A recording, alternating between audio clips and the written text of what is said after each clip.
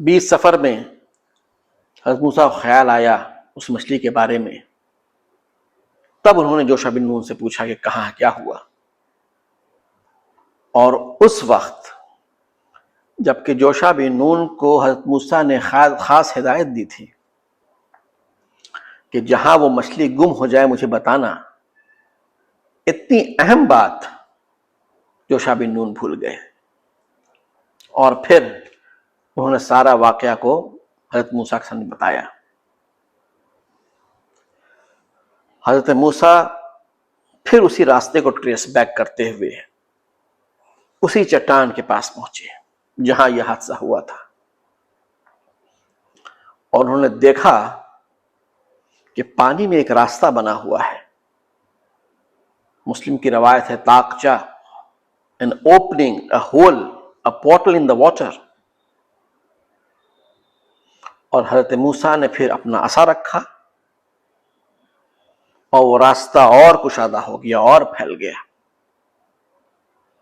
پہلے ایک مچھلی کے گزرنے کی جگہ تھی، اب ایک انسان کی گزرنے کی جگہ بن گئی.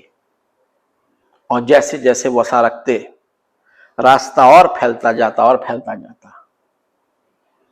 پہلے خشکی آئی، پھر زمین آئی، اور پھر ایک شخص سے ان کی ملاقات ہوئی جنہیں ہم خواجہ خضر کے نام سے جانتے ہیں. خواجہ خضر کون تھے؟ کیا وہ پیغمبر تھے، ولی تھے، بزرگ تھے؟ ہم نہیں جانتے، لیکن روایت میں آتا ہے کہ جہاں وہ بیٹھتے تھے، جہاں وہ سو جاتے تھے، جہاں سے اٹھتے تھے تو وہ جگہ سبز ہو جاتی تھی، گرین ہو جاتی تھی. ابن عسکری کی ایک بہت مشہور کتاب ہے تاریخ دمشق، the history of Damascus, largest biographical dictionary ہے اسلام کی.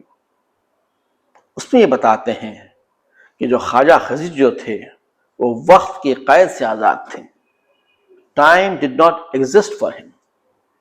اللہ عالم. یہ جو سفر ہوا حضرت موسیٰ کا، پورٹلز ان دا واٹر، دراصل یہ ایک انٹر ڈائمینشنل ٹائم ٹریول تھا کہ ایک ڈائمینشن سے حضرت موسیٰ دوسرے ڈائمینشن میں آ گئے. اب سوچئے کہ ڈائمینشنز ہوتا کیا ہے. دیکھیے فزکس میں ایک لا ہے، ایک تھیوری ہے، the M theory, the string theory. اس میں 10 اسپیشل ڈائمینشنز اور 1 ٹائم ڈائمینشنز ہے. یہ ڈائمینشنز ہوتا کیا ہے؟ 1 ڈائمینشن، کوئی بھی موومنٹ ہوگا وہ ایک سنگل ڈائریکشن میں ہوگا، یا فارورڈ یا بیکورڈ، آگے یا پیچھے. مثال کے طور پہ ایک چوٹی اگر ایک رسی پہ چل رہی ہو تو اس کا جو موومنٹ ہوگا وہ تو آگے ہوگا فارورڈ یا پیچھے بیکورڈ، سنگل ڈائریکشن. اسی طرح 2 ڈائمینشنز ہوتے ہیں، اپ اینڈ ڈاؤن، اوپر نیچے، رائٹ اینڈ لیفٹ، دائیں اور بائیں. اسی طرح تیسرا ڈائمینشن ہے up and down, right and left, backward and forward. اس میں 3 چیز ہے، لینتھ، بریتھ اور ہائٹ، لمبائی، چوڑائی اور اونچائی، اور ایک پرسیپشن آف ڈیپتھ ہے اس میں. یہ وہی ڈائمینشن ہے جس میں ہم لوگ رہتے ہیں. سورہ اعراف میں اللہ نے کہا ہے کہ شیاطین اور اس کے ساتھی اس جگہ سے تم کو دیکھ سکتے ہیں جہاں تم ان کو نہیں دیکھ سکتے. گویا ایک ہائر ڈائمینشن کی بات ہو رہی ہے یہاں پہ. مثال کے طور پہ ہم جو 3rd ڈائمینشن میں رہتے ہیں، ایک چونٹی جو چل رہی ہے، مان لیے ایک رسی پہ، ایک روپ پہ، اس کا جو موومنٹ ہے وہ کنفائنڈ ہے سنگل ایکشن پہ، ادھر فارورڈ اور بیکورڈ. ہم اسے دیکھ سکتے ہیں 3rd ڈائمینشن سے، لیکن وہ چونٹی جو 1st ڈائمینشن میں وہ ہم کو نہیں دیکھ سکتی. اسی طرح کئی ڈائمینشنز ہیں. اور بہت ممکن ہے کہ خواجہ خضر کوئی ہائر ڈائمنشن میں تھے، ایک ایسا ڈائمنشن جہاں وہ وقت کے قید سے آزاد تھے. He could move backward and forward in time. وقت کے ساتھ سفر کر سکتے تھے، وقت کے آگے آ سکتے تھے، وقت کے پیچھے جا سکتے تھے. یہ جو کراس اوور ہوا حضرت موسیٰ کا from one dimension to the other dimension، یہ میں اس لیے کہہ سکتا ہوں کہ 2-3 پوائنٹس ہیں یہاں پہ. یہ ایک انٹر ڈائمینشنل ٹائم ٹریول تھا. جو پہلا پوائنٹ ہے کہ ایک مری ہوئی مچھلی کا ایک جگہ زندہ ہو جانا. مری ہوئی مچھلی صرف زندہ ہی نہیں ہوئی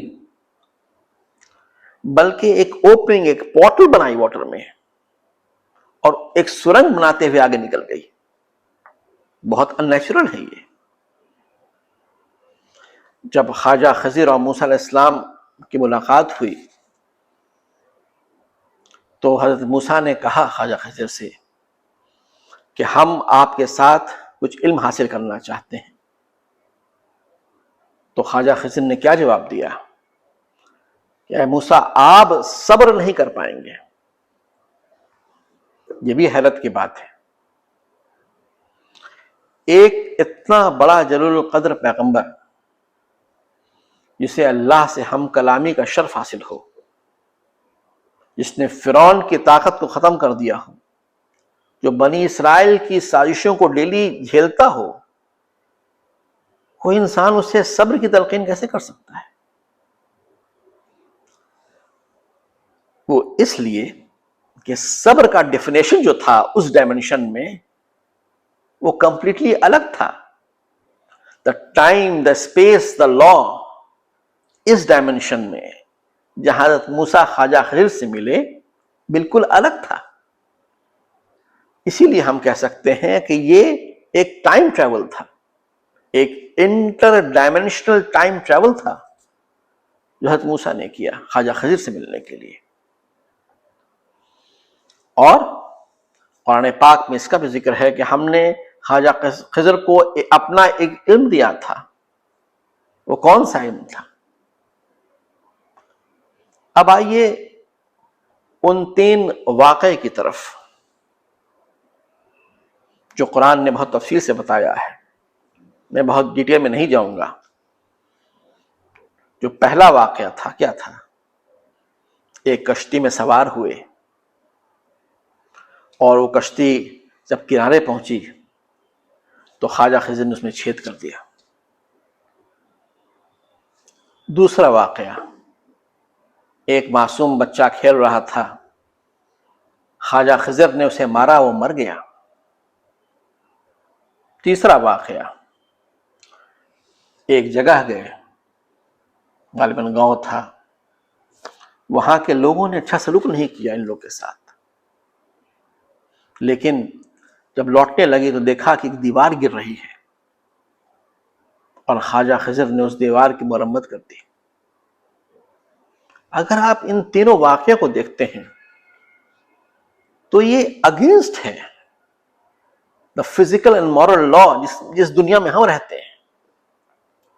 جس دنیا میں ہم رہتے ہیں اور وہ ایک لا ہے، the physical law, the moral لا، جس سے ہم گورن ہوتے ہیں. لیکن وہاں پہ یہ 3 چیز بالکل الگ ہوئی، بہت ان نیچرل ہوئی، against the physical and moral law ہوئی. اور بار بار حضرت موسیٰ کا یہ کہنا کہ مجھ سے غلطی ہو گئی، میں بھول گیا، گویا اس جگہ پہ انسان کی فزیولوجی، اس کی سائیکالوجی چینج ہو گئی تھی. تو اسی لیے ہم کہہ سکتے ہیں کہ جو سفر تھا حضرت موسیٰ کا، it was a interdimensional time travel. ایک ریلم سے دوسرے ریلم، ایک زمانے سے دوسرے زمانے کا تھا جہاں یہ تینوں واقعہ پیش آیا. اگر ہم اس کو سم اپ کریں، کنکلوڈ کریں، تو 2-3 پوائنٹس آتے ہیں. سب سے پہلا کہ جو سفر تھا حضرت موسیٰ کا ان پرسیوٹ آف نالج، علم کی طلب کا سفر تھا، یہ علم کو سیکھنے کا سفر تھا. اور خواجہ خضر کا جو علم تھا وہ علم غیب تھا، ایک ایسا علم جو حضرت موسیٰ کے پاس نہیں تھا. یہ تینوں واقعہ کو اگر آپ ٹریس کیجئے گا تو آپ کو پتہ چلے گا کہ a very deeper meaning and a very blessed outcome یہی ہوا اس واقعے میں. اور تیسرا چیز the value of patience. حدیث میں آتا ہے کہ اللہ کے رسول نے فرمایا کہ شاید حضرت موسیٰ اور صبر کر لیتے تو نہ جانے کون کون سے علم خواجہ خضر سے وہ سیکھ پاتے. انہیں چند باتوں کے ساتھ میں اپنی بات کو ختم کرتا ہوں. دیکھیے حقیقت کیا ہے اور کیا ہوا ہوگا یہ تو صرف اللہ جانتا ہے. یہ کتاب کوئی آسان کتاب نہیں ہے.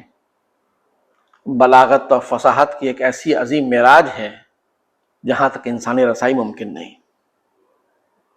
لیکن یہی قرآن غور اور فکر کی تلقین بھی کرتا ہے. سورہ حشر میں آیا ہے وَتِلْكَ الْأَمْثَالُ نَضْرِبُهَا لِلنَّاسِ لَعَلَّهُمْ يَتَفَكَّرُونَ. اور ہم مثالیں بیان کرتے ہیں تاکہ لوگ غور و فکر کریں. تو غور و فکر کی دعوت، ٹو ڈو ریسرچ، یہ قرآن اس کی پازیٹیوٹی بتاتا ہے